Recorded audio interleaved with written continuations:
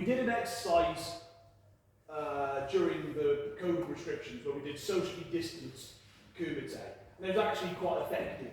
So we're going to sort of revisit it. So basically, what it is that we're going to go through.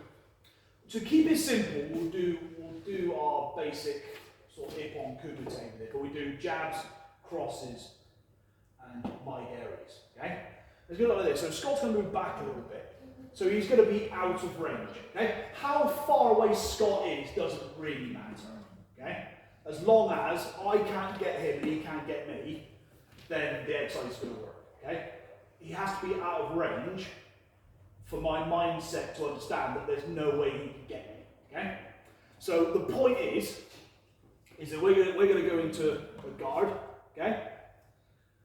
So we're going to go through our version of Ippon Kumite, where he's going to do a jab, he's going to shuffle into a jab, he's going to shuffle into a cross, and he's going to do a Maigeri. But none of these are going to hit me. I mean, you do. So shuffle into a jab, right? He's not going to hit me. Then do a cross, yeah, and then do a Maigeri. I've absolutely no reason to believe any of them are going to hit me. Okay? I'd even go to the extent, if we go this way a bit and move away a little bit more, now I definitely know he's not going to hit me. Okay? Now what I'm going to do is, like our exercise, we're going to parry, we're going to counter, we can either parry or we can slide, we can do our normal routine, but I'm not thinking about actually moving anything that Scott is doing. So I'm not actually thinking, if you do the jab, I'm not going, I don't have to do that anymore.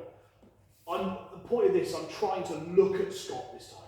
Okay? I don't have to worry about actually moving anything, or moving anything. Or if he does Maigeri, I've got to parry and move out of the way, like this. I'm taking Scott out of the equation, I'm using it as a tool. Okay?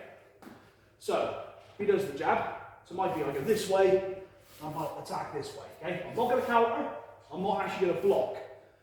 And then do the cross, so I might parry this way and come under this way. Okay? Then he does the Maigeri, I'm going to parry, move out of the way, and then come in for that counter. Okay?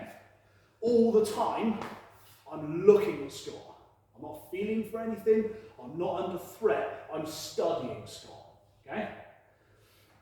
If you want to move on from that, we could then make it a bit more freestyle. So after Scott does that, then I do it, then we can switch sides, jab, cross, Maigeri. Then we can do a bit more freestyle. Then it's a case of us moving around. Maybe start slowly, so I can throw in a couple of jabs. Because there's no knowing whether it's going to work or not. There's no knowing whether my jabs are going to connect, whether it's going to miss. Scott doesn't know that. He has to assume that everything I'm doing is going to be effective, so he has to do something about it. Does that make sense? So I'm moving around, so I do a jab, he has to react. Okay? I do a cross, he has to react. I do a Maigeri, he has to react. Okay? But I want you to do what you would normally do. So if I do the jab, I want you to block and counter. And then I'm going to counter that. And then it becomes a rolling exercise. Okay? So it's taking the threat out. We're taking away layers, is basically what we're doing. We're taking away the danger, the fear, the uncertainty, and I'm just looking two-dimensionally at this exercise. Okay? I'm not going to get hit in the face, but I have to pretend that I am. Okay? So it's just a good disconnecting from traditional Kumite. So when we come back, we then appreciate, okay, I know what to do. This is almost like Kihon Waza. If Scott wasn't there, if Scott went away, it's the same thing. I'm giving some of these, Scott's like a projection of my Kihon Waza training. Then when we come in, now he does the jabs. Okay, I now know what the threat is, and it's been applied.